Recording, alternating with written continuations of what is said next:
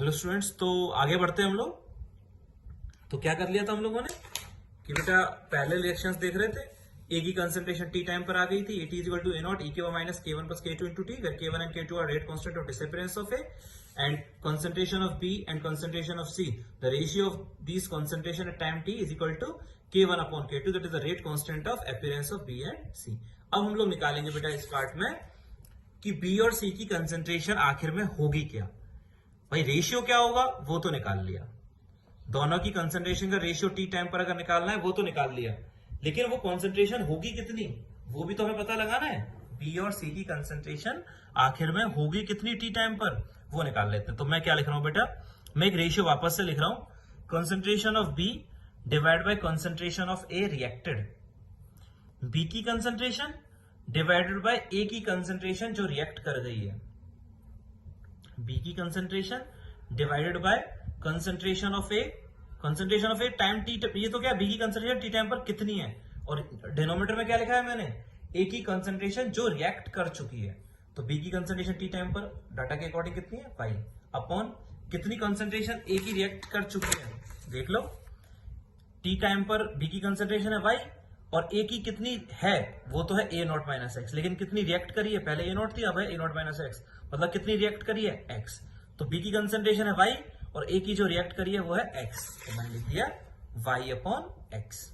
B की concentration ये रही, ए की कंसेंट्रेशन जो रिएक्ट करी है वो x है। ठीक है, मैंने क्या करा, वापस से मैंने न्यूमरेटर और डिनोमिनेटर को मेरे को टाइम के रेस्पेक्ट में डिफरेंशिएट कर दिया, डी वाई डी टी और D X Y D T. ठीक है, डी वाई डी टी का मतलब क्या पता है, हाँ बेटा, D Y by D T का मतलब क्या है पता है। यहाँ D Y by D T का मतलब है, इसका मीनिंग क्या है, बी के बनने का रेट, और D X Y D T का मतलब क्या है भाई, D Y by D T मतलब क्या, change in concentration of B with respect to time, that is the rate of appearance of B. ठीक है, बी के बनने का रेट हो जाएगा, ये D Y by D T क्या हो जाएगा, बी के बनने का रेट, और ये D X by D T क्या है, एक्स क्या है कि कितना घटा विद रिस्पेक्ट टू टाइम, तो ये क्या हो जाएगा, ए के घटने का रेट। तो डी वाई डी टी है बी के बनने का रेट और D X by D T है ए के घटने का रेट। ये बी के बनने का रेट है, ये ए के घटने का रेट है। दोनों रेट चाहे देख लो, डिपेंड तो किस पे करेंगे बेटा, ऑब्वियसली रिएक्टेंट पे डिपेंड करेंगे, यानी ए पे ही डिपेंड करेंगे। तो बी के बनने का रेट क्या हो जाएगा, K1 रेट कांस्टेंट। अच्छा ये बताओ, अब ये K1 क्या होगा, ये बी के बनने का रेट कांस्टेंट होगा या ए के घटने का, बी के बनने का, क्योंकि तुम क्या लिख रहे हो बेटा, बी के बनने का रेट लिख रहे हो। तो बी के बनने का रेट क्या होगा, बी के बनने का rate constant into concentration of reactant यानी ए, पावर में ऑर्डर यानी 1, तो K1 into concentration of A की power 1 upon D X by D T, A के घटने का रेट, ए के घटने का रेट क्या है बेटा, K1 प्लस K2 इंटू ए, क्योंकि बेटा ए के घटने का जो ओवरऑल रेट कांस्टेंट आया था वो कितना आया था इसमें, ए के घटने का ओवरऑल रेट कांस्टेंट कितना आया था, K1 प्लस K2। तो ए के घटने का रेट हो जाएगा रेट कांस्टेंट ए के घटने का, ए के घटने का रेट कांस्टेंट कितना है बेटा, हाँ जी, ए के घटने का रेट कांस्टेंट कितना है, K1 है या K2 है, या K1 प्लस K2 है, K1 प्लस K2 है। तो K1 plus K2 into concentration of reactant यानी ए, पावर में ऑर्डर यानी 1। समझ गए होंगे ना बेटा, ए के घटने का रेट कांस्टेंट है K1 प्लस K2। तो ध्यान रखना ये K1 क्या है, that is rate constant of appearance of B, और यहाँ K1 प्लस K2 क्या है, that is the rate constant of disappearance of A in first and second reaction, यानी overall rate constant of disappearance of A. ठीक है, चलो आगे बढ़ते हैं, आगे बढ़ते हैं। कंसंट्रेशन ऑफ बी क्या आ जाएगा, इस कंसंट्रेशन ऑफ ए रिएक्टेड को यहां भेज देते हैं, concentration of B upon concentration of A reacted. इस कंसंट्रेशन ऑफ ए रिएक्टेड को मैंने कहां कर दिया, यहां भेज दिया, इस कंसंट्रेशन ऑफ ए को मैंने यहां भेज दिया। यहां भेज दोगे तो क्या होगा, concentration of B is equal to K1 upon A से ही कर जाएगा, K1 upon K2, K1 plus K2 into concentration of A reacted, कितना रिएक्ट कर गया। ठीक है, अब बड़ा अब बन गया फॉर्मूला, ए कितना रिएक्ट करा है, मैंने अभी फॉर्मूला निकाला था, क्या निकाला था, ए टी बराबर ए नॉट इंटू ई के minus K1 plus K2 into T. ये ए टी क्या है, ये टी टाइम पर ए की कंसंट्रेशन है, टी टाइम पर कंसंट्रेशन है ए की कितनी, इतनी, और स्टार्टिंग में कितनी मानी थी, ए नॉट। ए की ये जो ए है रिएक्टेंट, इसकी स्टार्टिंग में कंसंट्रेशन है ए नॉट, और टी टाइम पर कंसंट्रेशन कितनी है, ए नॉट इंटू ई के minus K1 plus K2 into T. पहले थी ए नॉट, अब इतनी हो गई, तो कितनी रिएक्ट करी होगी? पहले थी ए नॉट और अब इतनी है, ये पहले थी ए नॉट और अब इतनी है, तो कितनी रिएक्ट करी होगी? ए नॉट में से इसको क्या कर देंगे बेटा? माइनस। पहले ए नॉट है, अब इतनी है, तो कितनी रिएक्ट करी? ए नॉट में से इसको माइनस कर दो। ए नॉट में से इसको माइनस करोगे तो ए नॉट क्या आ जाएगा? कॉमन आ जाएगा। तो वही मैंने लिखा है, ए नॉट तो क्या आ गया? अच्छा बेटा यहां लिखा नहीं मैंने, यहां पे आ जाएगा कंसंट्रेशन ऑफ ए रिएक्टेड कितना आ जाएगा? ए नॉट, तो कॉमन आ जाएगा इनटू कितना? अरे भैया पहले थी ए नॉट, अब हो गई इतनी, तो कितनी? पहले थी ए नॉट, अब और टी टाइम पर है इतनी, तो कितनी रिएक्ट करी? ए नॉट में से इसको माइनस कर दो। ए नॉट में से इसको माइनस करोगे तो ए नॉट कॉमन आएगा, तो 1 माइनस दिस आ जाएगा। ठीक है, तो वही लिखा है मैंने, कंसंट्रेशन ऑफ ए कितनी रिएक्ट करी है? A naught into 1 minus e minus K1 plus K2 into T. ठीक है, और K1 plus K upon K1 plus K2 तो है ही। तो कंसंट्रेशन ऑफ बी का ये फॉर्मूला आ गया बेटा, ध्यान रखना इस फॉर्मूले को, याद रखना। Concentration of B is equal to K1 upon K1 plus K2 into A naught 1 minus e की power minus K1 plus K2 into T. ठीक है, थोड़ा बहुत और थोड़ी ध्यान ये भी रखना है, ये जो इस फॉर्मूले में न्यूमरेटर में आया है वो ये आया है K1, और ये क्या है? यहाँ पर ये बी के बनने का रेट कांस्टेंट है, इसलिए K1 आ गया अपॉन ये क्या है? K1 प्लस K2, ये ए के घटने का rate constant K1 plus K2, यहाँ पर ये ए के घटने का रेट कांस्टेंट है K1 upon K1 plus K2 into A naught 1 minus Q minus Q। ठीक है, सिमिलरली फिर सी क्या हो जाएगा बेटा? आप तो समझ गए होंगे, अगर बी की कंसंट्रेशन ये है तो सी की कंसंट्रेशन कितनी हो जाएगी? वो हो जाएगी बेटा, यहाँ K1 upon K1 plus K2 था, यहाँ क्या आ जाएगा? ऑब्वियसली क्या करोगे तुम? तो तुम फिर Z अपॉन एक्स लिखोगे, concentration of C upon concentration of A reacted, Z upon X D Z upon D T, यानी K2 वही वापस से वही फॉर्मूला बनेगा, बस अंतर कितना सा आएगा? सी की कंसंट्रेशन क्या जाएगी? K2 upon K1 plus K2 into A naught 1 minus e की power minus K1 plus K2 into T. K2 into A naught upon K1 plus K2 1 minus, अब बताओ इन दोनों का रेशियो निकालोगे तो ये भी कट जाएगा, ये भी कट जाएगा, ए नॉट भी कट जाएगा, ए नॉट भी कट जाएगा, K1 प्लस K2 भी कट जाएगा, ये कट जाएगा, बचेगा क्या? सिर्फ K1 अपॉन K2। ये मैं लास्ट में निकाल चुका हूँ कि बी और सी की जो कंसंट्रेशन होगी टी टाइम पर, उनका रेशियो जो आएगा वो उनके बनने के रेट कांस्टेंट के रेशियो के बराबर आएगा, मतलब K1 अपॉन K2 के बराबर आएगा। समझ गए बेटा? ये 2 फॉर्मुलेज हैं, तो 3 फॉर्मुलेज हैं, ध्यान रखना। तो बस हमने इसमें क्या पढ़ा बेटा?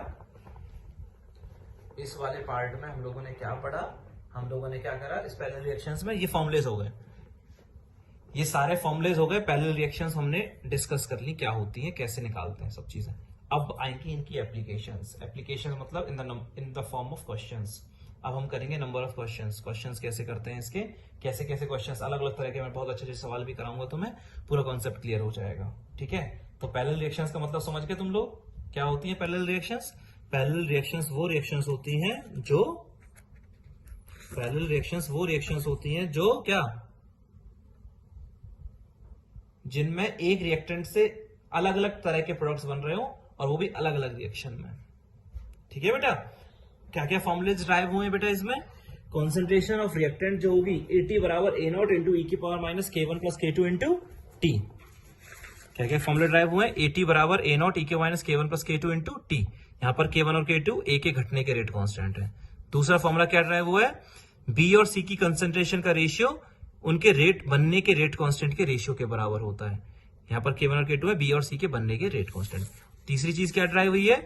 बी की कंसेंट्रेशन आएगी K1 upon K1 plus K2 into A naught 1 minus e के minus K1 plus K2 into T. यहाँ पर ये K1 क्या है? ये K1 है बी के बनने का रेट कांस्टेंट। क्यों? क्योंकि ये यहां से आया है, ये K1 यहां से आया है, यहां से आया है, यहां से क्या है? ये बी के बनने का रेट है। क्या है बेटा? बी के बनने का रेट है। ये जो K1 है वो बी के बनने के रेट से आया, तो ये बी के बनने का रेट कांस्टेंट है। और ये K1 प्लस K2 क्या है? ये ए के घटने का रेट कांस्टेंट है।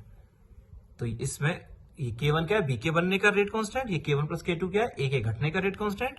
और ये K1 प्लस K2 क्या है? ए के घटने का रेट कांस्टेंट। सिमिलरली सी क्या आ जाएगा। ठीक है, अच्छा लेकिन अब इस वाले क्वेश्चन में बेटा हुआ क्या, दिक्कत क्या हुई? दिक्कत तो कुछ नहीं है कि इस क्वेश्चन को, ये जो पार्ट डेरिवेशन किया है वो बहुत एक सिंपल से एग्जांपल के लिए किया है। अब इसी में क्योंकि मैंने जो रिएक्शन लिखी थी वो ए से बी और ए से सी, मतलब तीनों के, ए के, बी के और सी के, तीनों के जो कॉफिशिएंट लिखे हैं वो क्या लिख दिए हैं? ए का कॉफिशिएंट देख लो, चाहे बी का कॉफिशिएंट देख लो, चाहे सी का कॉफिशिएंट देख लो, तीनों के जो कॉफिशिएंट लिखे हैं मैंने वो क्या क्या लिख दिए हैं? 1 लिख दिए हैं। लेकिन जरूर थोड़ी हर सवाल में ए का कोफिशिएंट, बी का कोफिशिएंट, सी का कोफिशिएंट 1 देगा, क्योंकि अगर 1 देगा तो फिर तो चाहे ए के घटने का रेट कांस्टेंट हो जाए, चाहे बी के बनने का रेट कांस्टेंट हो जाए, चाहे सी के बनने का रेट कांस्टेंट हो जाए, चाहे रिएक्शन का रेट कांस्टेंट हो जाए, सब क्या हो जाएंगे, बराबर हो जाएंगे। लेकिन अगर कोई और एडवांस सवाल बनाना चाहे तो फिर क्या करेंगे, अगर सबके कोफिशिएंट ए का दे दिया 2, बी का दे दिया 3, सी का कोफिशिएंट दे दिया 4, तो फिर ये फॉर्मुलेज में क्या अंतर आएंगे वो हम लोग देख लेते हैं। फॉर्मुलेज में क्या अंतर होगा अगर कोफिशिएंट 1 के अलावा कुछ और हो तो उसके लिए मैं एक क्वेश्चन दे रहा हूं, एक एग्जांपल करा रहा हूं। एक रिएक्शन लिख दी बेटा, ए से क्या बन रहा है बी, और ए से क्या बन रहा है सी। ए से बी बन रहा है और ए से सी बन रहा है, ठीक है। लेकिन दिक्कत क्या है, यहां पर ए का जो कोफिशिएंट है वो 1 नहीं है, वो क्या है, एम है, ठीक है, मैंने वेरिएबल की फॉर्म में दे दिया। जो बी का कोफिशिएंट है वो 1 नहीं है, एन है। सी का जो कोफिशिएंट है वो पी है। ए का कोफिशिएंट एम है, बी का कोफिशिएंट एन है, सी का कोफिशिएंट पी है, ठीक है बेटा। और ये K1 और K2 क्या है, K1 और K2, इस पहली रिएक्शन का रेट कांस्टेंट K1, दूसरे का K2, ठीक है। फर्स्ट ऑर्डर की रिएक्शन है, K1 and K2 are rate constant of first and second reaction. ध्यान रखना, ये K1 और K2 क्या है, ये पहली रिएक्शन का रेट कांस्टेंट है, K2 दूसरी रिएक्शन का रेट कांस्टेंट है। पहली रिएक्शन का रेट कांस्टेंट है, घटने बढ़ने के रेट कांस्टेंट नहीं है, क्या है, rate constant of first and second reaction, ठीक है। चलो मैं ऐसा करता हूं, फॉर्मुलेस बाद में निकालूंगा, पहले मैं Ka, Kb और Kc वो तुम मुझे बता दो क्या होंगे। Ka, Kb और Kc, पहले Kb बताओ, Kb बताओ बेटा, चलो। Kb मतलब B के बनने का रेट कांस्टेंट, B के बनने का रेट कांस्टेंट क्या लिख दूं मैं, NK1, सही लिखा है क्या बेटा, ये बी के बनने का रेट कांस्टेंट लिख दिया मैंने NK1, क्यों, अब तो मैं सबको पता होगा, रेट कांस्टेंट ऑफ रिएक्शन, क्या फॉर्मूला लिखा है तो मैंने, रेट कांस्टेंट ऑफ, एक रफ में कर लेते हैं बेटा, फेयर में नहीं कर रहा है, rate constant of reaction is equal to rate constant of disappearance और अपीयरेंस अपॉन कोफिशिएंट, यही फॉर्मूला था ना। Kr is equal to Ka upon stoichiometric coefficient, तो Kr यानी K1 is equal to Ka, coefficient कितना है, मान पहले Kb दे देता हूं, Kb कोफिशिएंट कितना है उसका, n, तो Kb क्या हो जाएगा, NK1, क्या हो जाएगा, NK1। Rate constant of reaction is equal to B के बनने का rate constant upon stoichiometric coefficient, तो Kb क्या हो जाएगा, Kr into stoichiometric coefficient. Kr मतलब रिएक्शन का रेट कांस्टेंट कितना है, K1, कोफिशिएंट कितना है, n, तो क्या हो जाएगा बेटा, NK1। बी के बनने का रेट कांस्टेंट हो जाएगा NK1, और सी के बनने का रेट कांस्टेंट बेटा PK2, क्या हो जाएगा बेटा, PK2, समझ गए ना। अरे भैया बड़ा सिंपल सी चीज है, बी के बनने का रेट कांस्टेंट हो जाएगा NK1, क्यों, क्योंकि K1 जो दे रखा है वो सवाल में क्वेश्चन में दे रखा है कि भाई K1 जो है वो रिएक्शन का रेट कांस्टेंट है, तो रिएक्शन का रेट कांस्टेंट K1 बराबर बी के बनने का rate constant upon n, B के बनने का रेट कांस्टेंट अपॉन n, तो बी के बनने का रेट कांस्टेंट कितना हो जाएगा, n इंटू K1, सी के बनने का rate constant P into K2, और ए के घटने का रेट कांस्टेंट m, पहली रिएक्शन में तो हो जाएगा MK1 और दूसरी रिएक्शन में हो जाएगा MK2, तो Ka कितना हो जाएगा, MK1 प्लस K2। पहली बात तो ये समझ में आनी चाहिए तीनों।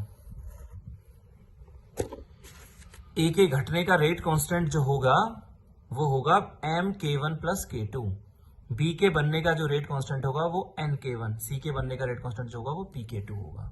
बात क्लियर है, अच्छे से लिखूं क्या, यहां पर लिख के दिखाऊं तो मैं, रिएक्शन क्या हो रही थी, A B C M N P, Kr is equal to Ka upon coefficient is equal to Kb upon coefficient is equal to Kc upon coefficient, यही होता है ना रिएक्शन का रेट कांस्टेंट बराबर, ठीक है। तो रिएक्शन का रेट कांस्टेंट पहले बताओ, पहली रिएक्शन के लिए बात कर रहे हैं, पहली रिएक्शन के लिए रेट कांस्टेंट कितना देखा है, K1, तो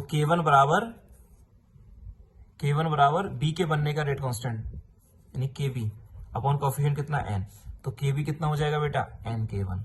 सिमिलरली Kc कितना हो जाएगा, PK2, और ए के घटने का रेट कांस्टेंट यहाँ पर पहली रिएक्शन में क्या हो जाएगा, MK1, दूसरी रिएक्शन में क्या हो जाएगा, MK2, तो टोटल कितना हो जाएगा, MK1 प्लस MK2, वही मैंने लिखा है, ठीक है। तो अब मैं चाह रहा हूं ए की कंसेंट्रेशन, बी की कंसेंट्रेशन, सी की कंसेंट्रेशन निकालनी है टी टाइम पर। तो पहला फॉर्मूला जो मैं लिख रहा हूं, मेरे को पूछा है ए की कंसेंट्रेशन टी टाइम पर कितनी होगी। बस जो फॉर्मूले याद हैं उनमें थोड़ा सा मॉडिफिकेशन करना है। तो ए टी बराबर क्या हो जाएगा, ए नॉट ई की पावर माइनस के टी। के क्या, ए के घटने का रेट कांस्टेंट कितना है, एम के one plus K two into. भाई ए टी लिखोगे तो ए का घटने का रेट कांस्टेंट लिखोगे, और ए के घटने का रेट कांस्टेंट कितना है, एम के वन प्लस के टू। तो फॉर्मूला क्या बन जाएगा, ए नॉट इंटू ई की पावर माइनस एम के one plus K two into T. ठीक है, पहला फॉर्मूला ये आ गया। दूसरा, बी और सी की कंसेंट्रेशन का रेशियो एट टाइम टी। मैंने क्या याद कराया था, कंसेंट्रेशन ऑफ बी और कंसेंट्रेशन ऑफ सी की का रेशियो जो होगा वो बी और सी के बनने के रेट कांस्टेंट के बराबर होगा। बी और सी के बनने के रेट कांस्टेंट के रेशियो के बराबर होगा। तो बी के बनने का रेट कांस्टेंट कितना है, एन के वन। सी के बनने का रेट कांस्टेंट कितना है, पी के टू। बी के बनने का रेट कांस्टेंट है एन के वन, सी के बनने का रेट कांस्टेंट है पी के टू। तो इन दोनों का रेशियो, बी और सी की कंसेंट्रेशन का रेशियो उन दोनों के बनने के रेट कांस्टेंट के रेशियो के बराबर होगा। बी और सी के बनने का रेट कांस्टेंट के बी और सी की कंसेंट्रेशन का रेशियो उनके बनने के रेट कांस्टेंट के रेशियो के बराबर होगा। बी के बनने का रेट कांस्टेंट है एन के वन, सी के बनने का रेट कांस्टेंट है पी के टू। तो इन रेशियो के बराबर होगा। ठीक है, अगली बात, अगला नेक्स्ट है बेटा, बी की कंसेंट्रेशन टी टाइम पर। बी की कंसेंट्रेशन टी टाइम पर। अब मैंने जो तुम्हें फॉर्मूला याद कराया था वो क्या याद कराया था, जो ड्राइव किया था हम लोगों ने, वो ड्राइव किया था बी की कंसेंट्रेशन का K1 upon K1 plus K2। और मैंने क्या बताया था, तो बहुत जोर देके बताया था, ये जो K1 है वो यहां से आया है, यहां से आया है, और ये यहां से आया है। ये B के बनने का रेट लिखा है तब ये K1 आया है। तो ये जो K1 है वो B के बनने का रेट कांस्टेंट ही है। ये जो K1 यहाँ फॉर्मूले में ऊपर होता है वो B के बनने का रेट कांस्टेंट होता है, और ये जो डिनोमीटर में K1 प्लस K2 होता है वो A के घटने का रेट कांस्टेंट होता है, क्योंकि वहां से आता है ये। तो B के बनने का रेट, तो K1 upon K1 plus K2 की जगह क्या लिखेंगे, बी के बनने का रेट कांस्टेंट कितना है बेटा, K1 है या एन K1 है। बी के बनने का जो रेट कांस्टेंट है वो कितना है बेटा, एन K1 है। कितना है, एन K1। तो ऊपर एन K1 आ गया। डिनोमीटर में क्या था बेटा, K1 प्लस K2 था। K1 upon K1 plus K2 था। K1 प्लस K2 वो क्या था, ए के घटने का। देखिए यहाँ ए के घटने का रेट कांस्टेंट कितना है, एम K1 प्लस K2। यहाँ जो ए के घटने का रेट कांस्टेंट है वो है M K1 plus K2, M K1 plus K2। ठीक है, इंटू ए नॉट, इंटू क्या हो गया, ए नॉट हो गया। 1 माइनस ई की पावर माइनस ए के घटने का रेट कांस्टेंट वो है M K1 plus K2 into T. ठीक, सी के बनने का, सी की कंसेंट्रेशन टी टाइम पर वहां तो आया था K2 upon K1 plus K2। वो K2 क्या था, वो सी के बनने का रेट कांस्टेंट था। सी के बनने का, यहाँ सी के बनने का रेट कांस्टेंट कितना है, एन पी K2। K2 नहीं है, वो कितना है, पी K2। सी के बनने का रेट कांस्टेंट है P K2 upon M K1 plus K2। A naught 1 minus this, और दोनों का रेशियो करोगे तो सब कुछ कैंसिल हो जाएगा। क्या बचेगा, N K1 upon P K2 बचेगा, जो मैं आना था। यही तो आना था, बी और सी की जो कंसेंट्रेशन का रेशियो आना था वो कितना आना, N K1 upon P K2 आना है। क्लियर है बेटा, ये सारी चीजें हैं जो हमें पढ़नी होती है first order reaction, parallel first order reaction के लिए। ठीक है, पैरेलल फर्स्ट ऑर्डर रिएक्शन के लिए ये सारी बातें हमें पढ़नी है। ठीक है, ए की कंसेंट्रेशन क्या होगी, बी की कंसेंट्रेशन क्या होगी, सी की कितनी होगी, और बी और सी की कंसेंट्रेशन का रेशियो कितना होगा टी टाइम पर, यही सब हमें पढ़ना होता है। सबको क्लियर है ये बात, तो बता दो। कोई डाउट है क्या किसी को, नहीं ना, बहुत सिंपल सा था। अगर तुम्हें ये समझ में आ ही गया होगा बेटा, कोई दिक्कत नहीं है सवाल में। मैं वापस से बता रहा हूं, ए के घटने का rate constant M K1 plus K2, B के बनने का रेट कांस्टेंट एन K1, सी के बनने का रेट कांस्टेंट पी K2। ए की कंसेंट्रेशन टी टाइम पे लिखोगे तो रेट कांस्टेंट उसके घटने का ही आएगा। बी की कंसेंट्रेशन और सी की कंसेंट्रेशन का रेशियो लिखोगे तो बी और सी के बनने के रेट कांस्टेंट ही आएंगे। और ये जब बी और सी की कंसेंट्रेशन निकालोगे तो यहाँ न्यूमरेटर में बी के बनने का रेट कांस्टेंट आएगा, और डिनोमिनेटर में ए के घटने का रेट कांस्टेंट आएगा, और यहाँ पर ए के घटने का आएगा। सी की कंसेंट्रेशन निकालोगे तो यहां पर सी के बनने का रेट कांस्टेंट आएगा, डिनोमिनेटर में ए के घटने का रेट कांस्टेंट आएगा, और यहां पर ए के घटने का रेट कांस्टेंट आएगा। समझ गए? तो अब हम लोगों ने फर्स्ट ऑर्डर रिएक्शंस पढ़ ली हैं, sorry first order parallel reactions पढ़ ली हैं, और किसी भी टाइम पर कंसंट्रेशन कैसे निकालोगे रिएक्टेंट की और प्रोडक्ट की, वो हम लोग सब सीख चुके हैं। इस पर बेस्ड क्वेश्चंस हम लोग बहुत सारे क्वेश्चंस करेंगे और क्लियर होगा। फॉर्मूले याद कर लेना, क्वेश्चंस कैसे सॉल्व करते हैं नेक्स्ट टर्न पर हम लोग नेक्स्ट लेक्चर में करने वाले हैं। Thank you.